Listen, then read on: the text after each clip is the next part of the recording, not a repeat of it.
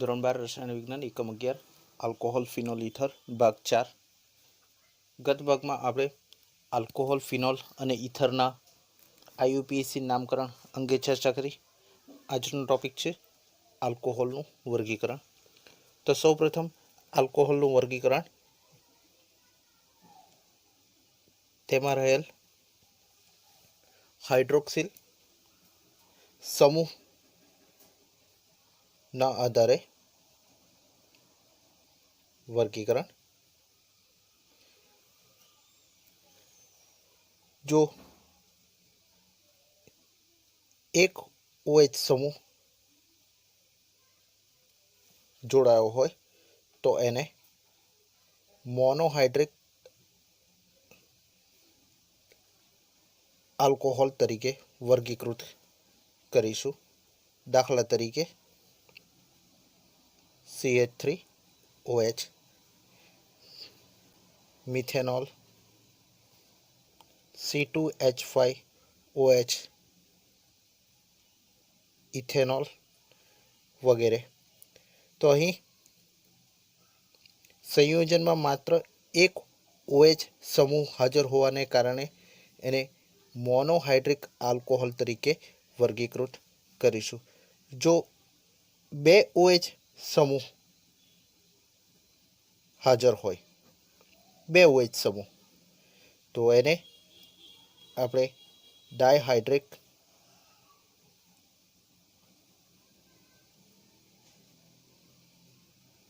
Alcohol તરીકે વર્ગીકૃત કરીશું. ને ડાયહાઇડ્રિક આલ્કોહોલને ડાયોલ તરીકે જાણીતું છે તથા ગ્લાયકોલ તરીકે ઓળખવામાં આવે છે.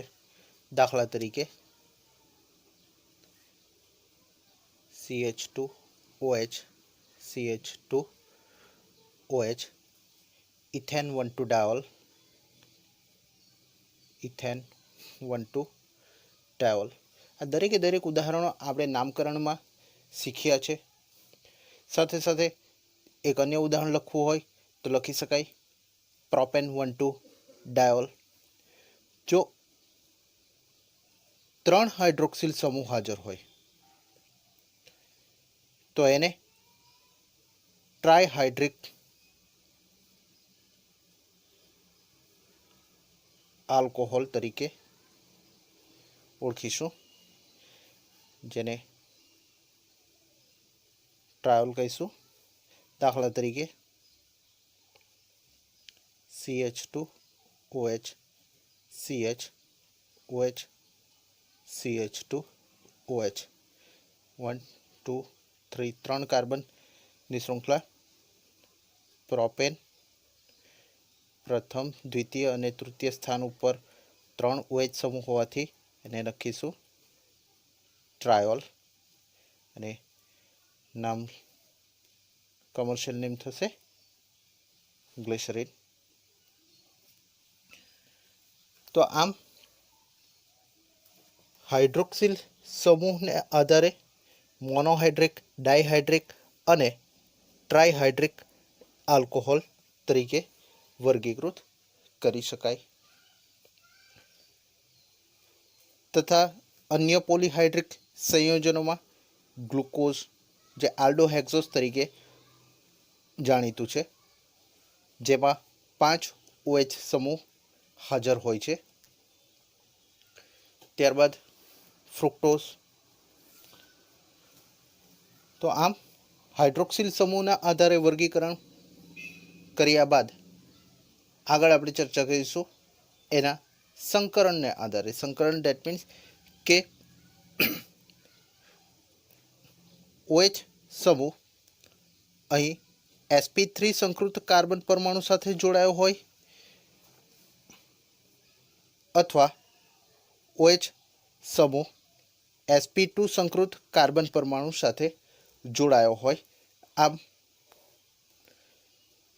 સંકરણને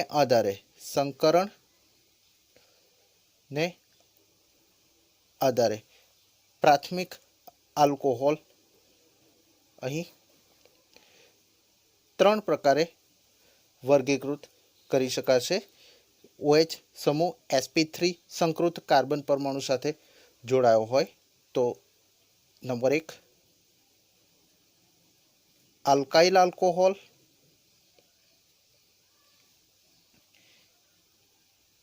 ત્યારબાદ એલાઇલિક આલ્કોહોલ ને નંબર 3 બેન્ઝાઇલિક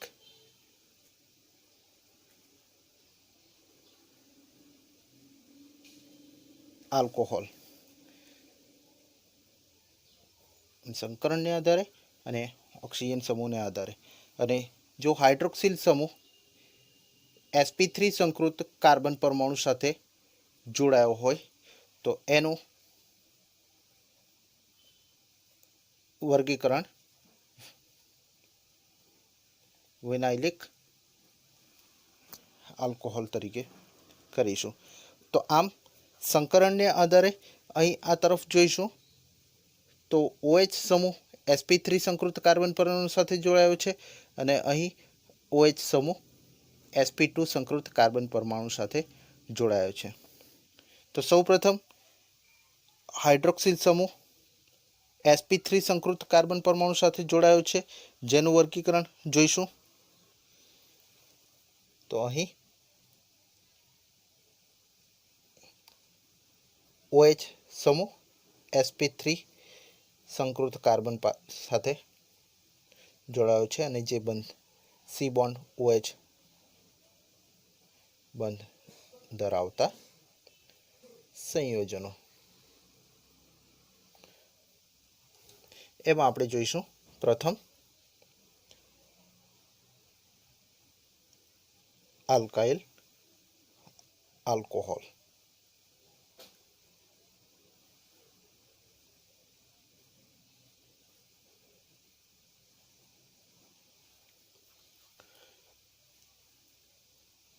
તો અહીં આપણે જોઈશું પ્રાથમિક આલ્કોહોલ. તો એક કાર્બન પરમાણુ અન્ય એક જ કાર્બન પરમાણુ સાથે જોડાયો હોય જે sp3 સંકૃત કાર્બન પરમાણુ હોય અને એની સાથે OH સમૂહ સીધો જોડાયો હોય તો એને પ્રાથમિક આલ્કોહોલ, તો 1 ડિગ્રી આલ્કોહોલ કહીશું. આ દરેક બાબતો MCQ તથા શોર્ટ ક્વેશ્ચન માટે ખૂબ જ અગત્યની છે મિત્રો, કે ક્યારેક પરીક્ષામાં પૂછાય છે કે નીચે પૈકી કયું સંયોજન પ્રાથમિક, દ્વિતીયક કે તૃતીયક આલ્કોહોલ, હેલાઇડ વગેરે છે. તો આ કોન્સેપ્ટ ખૂબ જ અગત્યનો છે. જો sp3 સંકૃત કાર્બન પરમાણુ સાથે OH સમૂહ સીધો જોડાયો હોય અને sp3 સંકૃત કાર્બન પરમાણુ અન્ય 2 કાર્બન પરમાણુ સાથે જોડાયો હોય તો એ જે છે એ થશે સેકન્ડરી આલ્કોહોલ અથવા તો દ્વિતીયક આલ્કોહોલ તરીકે. અહીંયા દ્વિતીયક આલ્કોહોલ.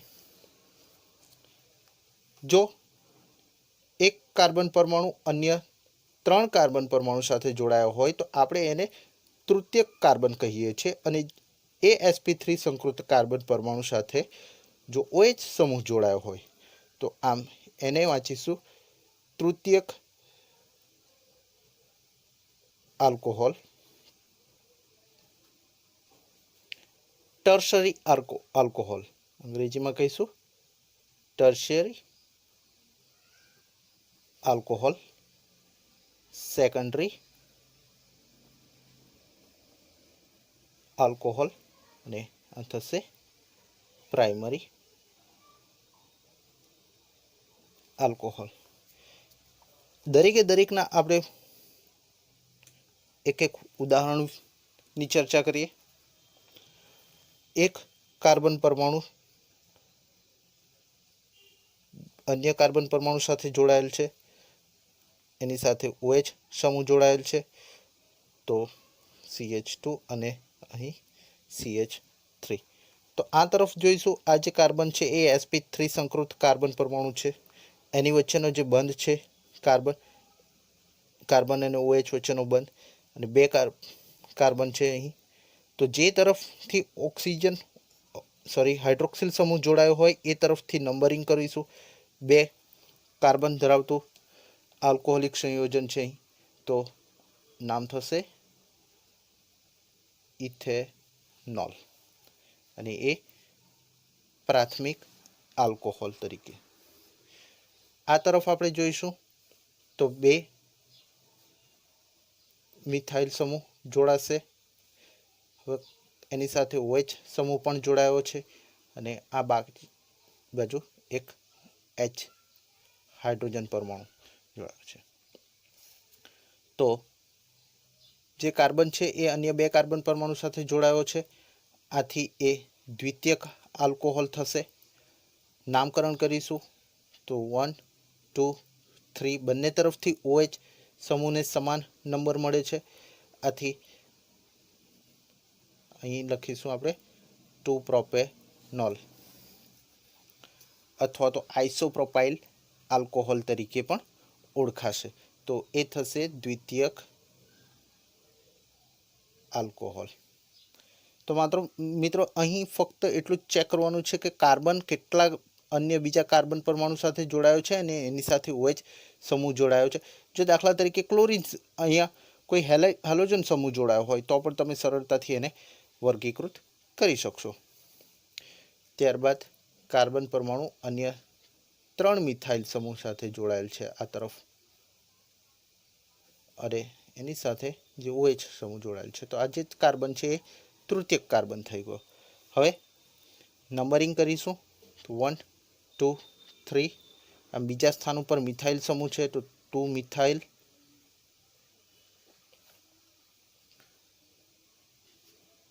પ્રોપેન 2 ઓલ, બીજા સ્થાન ઉપર OH સમૂહ જોડાયેલ છે, તો અહીં જે થશે એ તૃતીયક આલ્કોહોલ થશે. તો આ મિત્રો આલ્કાઇલ આલ્કોહોલ તરીકે પણ આપણે પ્રાથમિક, દ્વિતીયક અને તૃતીયક આલ્કોહોલ તરીકે વર્ગીકૃત કરી શકીએ. ત્યારબાદ આપણે જોઈશું એલાઇલિક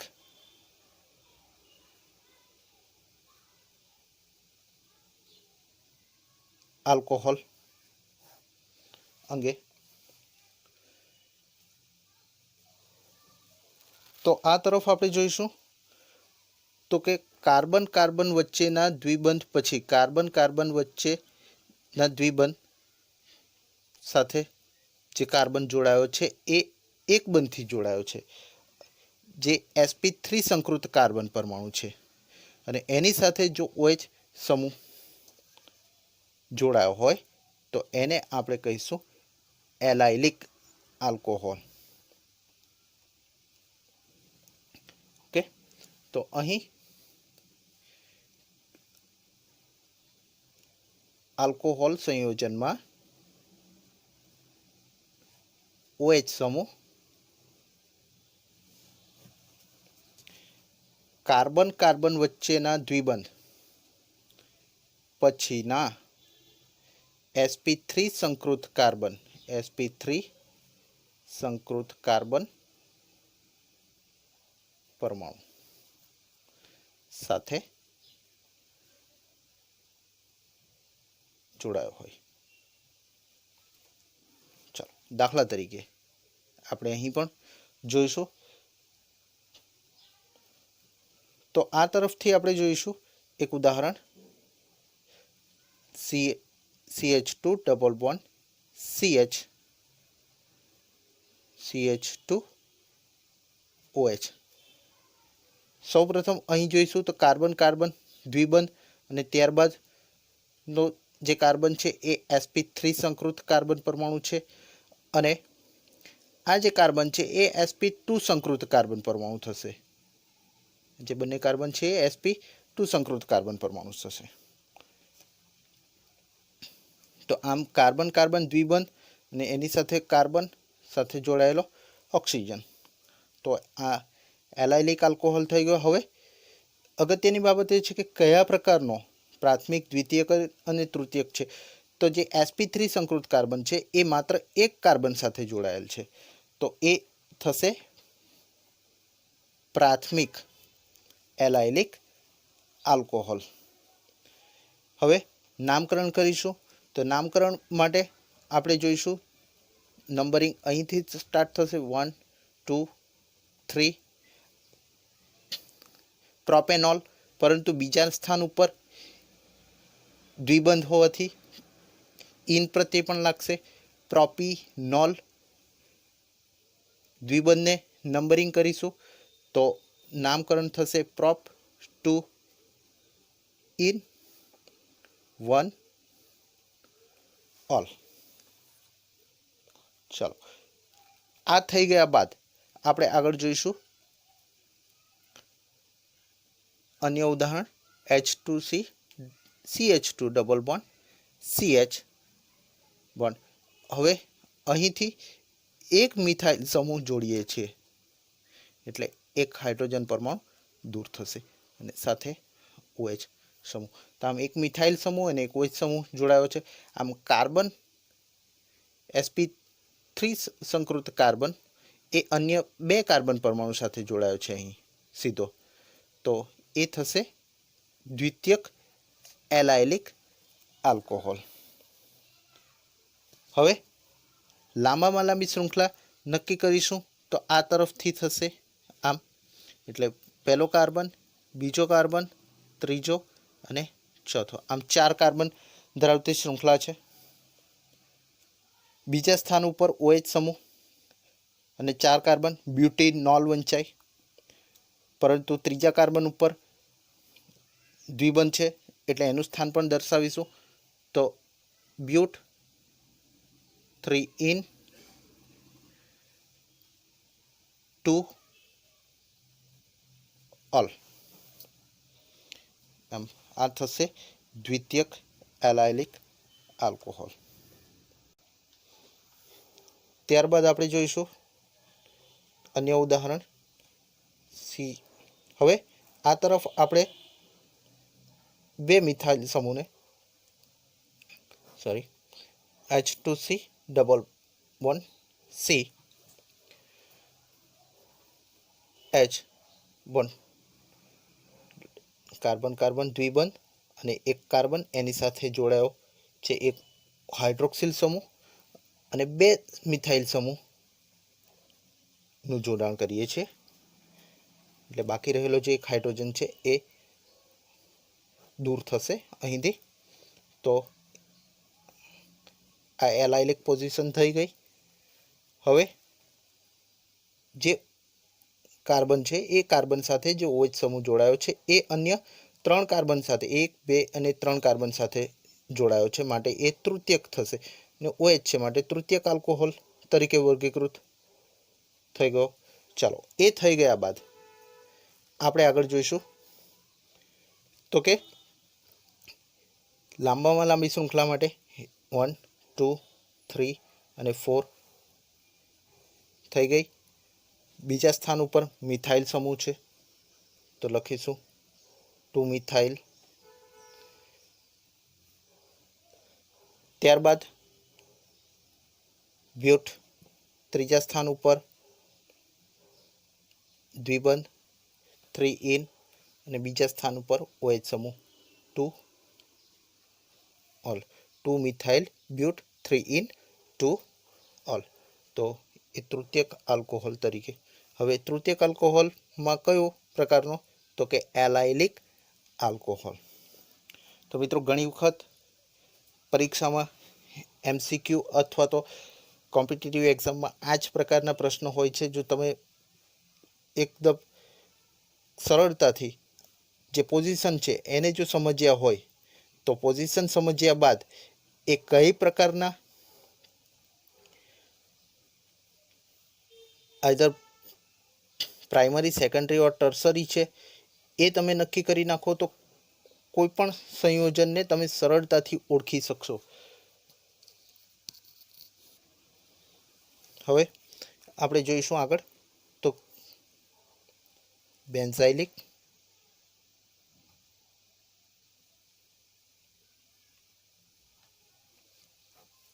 આલ્કોહોલ વિશે. તો અહીં એરોમેટિક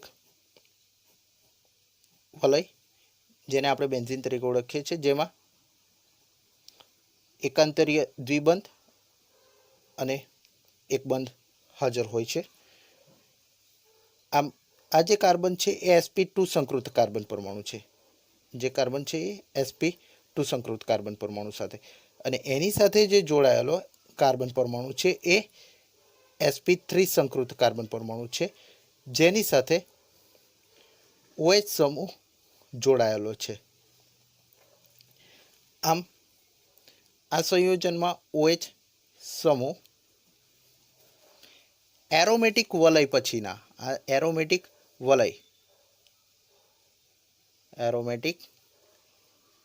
વલય પછીના sp3 સંકૃત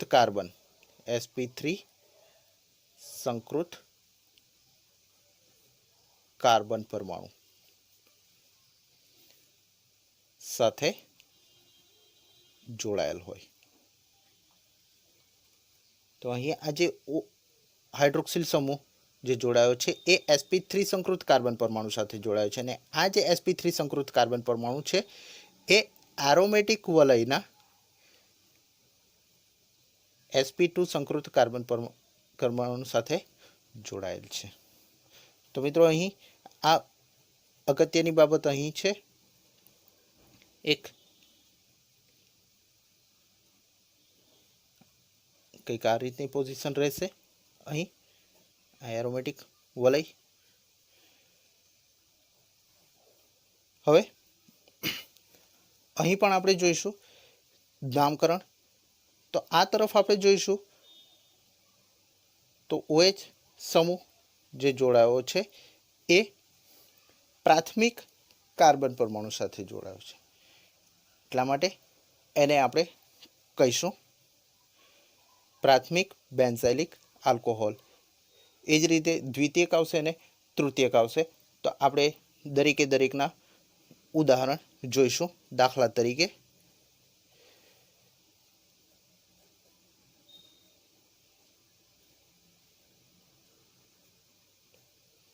CH2OH. હવે આ જે કાર્બન છે એ sp3 સંકૃત કાર્બન પરમાણુ છે, જે જે કાર્બન છે એ sp2 સંકૃત કાર્બન છે. હવે sp2 સંકૃત કાર્બન પરમાણુ જે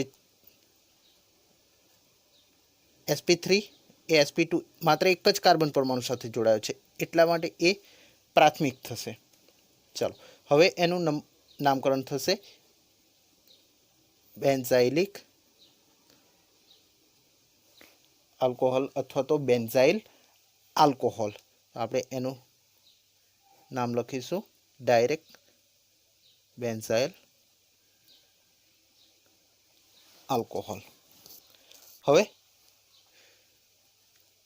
આ જે કાર્બ છે સાઇડ ચેન છે, એટલે પ્રેફરન્સ અહીંથી આપશે તો નંબર 1 અહીં થશે. હવે આપણે આગળ પર ચર્ચા કરી હતી કે CH3OH, તો આને મિથેનોલ વાંચીએ છીએ. હવે એની સાથે બીજી એક ફિનાઇલ રિંગ આ રીતે એટેચ થયેલી છે, તો એક હાઇડ્રોજન પરમાણુ દૂર થશે.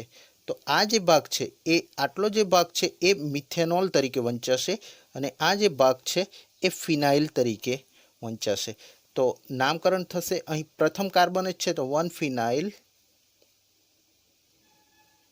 મિથેનોલ, 1 ફિનાઇલ મિથેનોલ.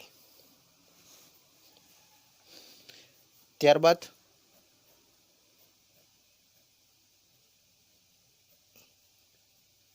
અહીંથી એક હાઇડ્રોજન દૂર થાય છે, અને એની સાથે આપણે મિથાઇલ સમૂહ જોડીએ છીએ. તો આમ sp3 સંકૃત કાર્બન જે છે એ અન્ય બે કાર્બન, એક આ તરફનો કાર્બન અને એક બીજો એક કાર્બન, આમ એ થશે દ્વિતીયક. ચાલો હવે અહીં નામકરણ કરીશું. તો OH સમૂહ તરફથી જો નામકરણ આ તરફ આપણે કરીશું તો પ્રથમ કાર્બન સાથે એટલે 1 અને 2 કાર્બન ધરાવતી શૃંખલા છે આ કંઈક આ પ્રકારની CH3 CH OH અને એની સાથે કંઈક ફિનાઇલ રિંગ જોડાયેલ છે મિત્રો. તો નું નામકરણ માટે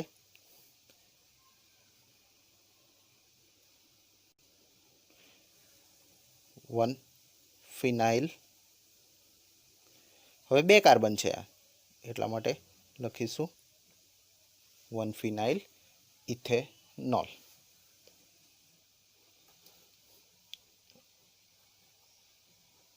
અને છેલ્લું ઉદાહરણ આપણે જોઈશું આ તરફ. તો 2 મિથાઇલ સમૂહ જોડાયો હોય અને ત્રીજી એક ફિનાઇલ રિંગ જોડાઈ છે. તો આમ sp3 સંકૃત કાર્બન પરમાણુ એ એરોમેટિક વલયના એક sp2 સંકૃત કાર્બન પરમાણુ સાથે એક બીજો અને આ ત્રીજો આમ 3 કાર્બન સાથે જોડાયેલ હોવાથી એ તૃતીયક થશે. હવે લાંબામાં લાંબી શૃંખલા આ સાઇડ ચેન છે. સાઇડ ચેનનો જે ભાગ છે એમાં આપણે જોઈશું તો નામ 1 2 અને 3 અથવા તો 1 2 અને 3 આ ભાગ બંને તરફથી OH સમૂહનું સ્થાનમાં કોઈ ફેરફાર થતો નથી. તો બીજા સ્થાન ઉપર ફિનાઇલ રિંગ જોડાયેલ છે એટલે એને નામકરણ કરીશું 2 ફિનાઇલ. હવે 3 કાર્બન છે માટે પ્રોપેનોલ થશે, પરંતુ બીજા સ્થાન ઉપર OH સમૂહ છે તો એનું નામ થશે propane to all. 2 phenyl propane to all. અહીં તમે અને સીધું પણ આ રીતે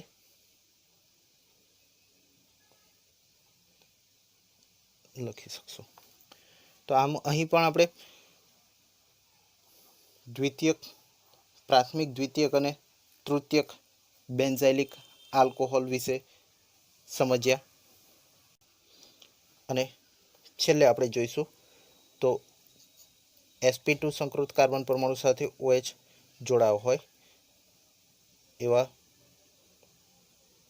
બંધ ધરાવતા સંયોજનો, જેમાં આપણે વિનાઇલિક આલ્કોહોલ અંગેની ચર્ચા કરીશું. તો અહીં કાર્બન કાર્બન દ્વિબંધ સાથે sp2 સંકૃત કાર્બન પરમાણુ છે અહીં, અને એની સાથે જો OH સમૂહ સીધો જોડાયો હોય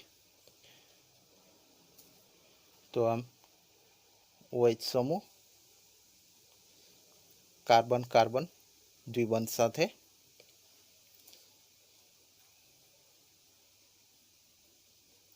જોડાયેલ હોય તો એને આપણે કહીશું વિનાઇલિક આલ્કોહોલ.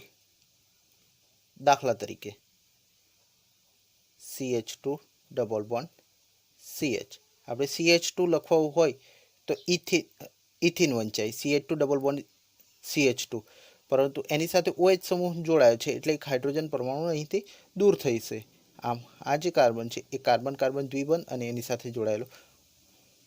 હવે 1 અને 2 2 કાર્બન છે તો ઇથિન વંચાય દ્વિબંધ, પરંતુ OH સમૂહ પણ છે એટલે એનો પ્રત્યય પણ લાગશે તો એને વંચાશે ઇથિનોલ.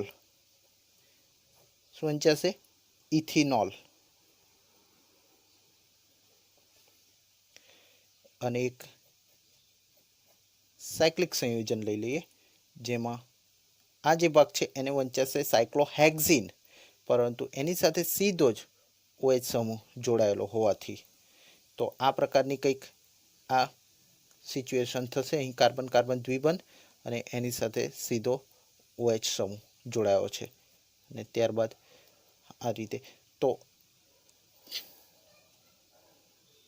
સાયક્લોહેક્ઝેન 1 ઓલ થશે. તો મિત્રો અહીં આલ્કોહોલનું વર્ગીકરણ વિશે ચર્ચા કરી છે. નેક્સ્ટ ટાઈમ અન્ય ભાગ તરફ આગળ વધીશું. Thank you very much.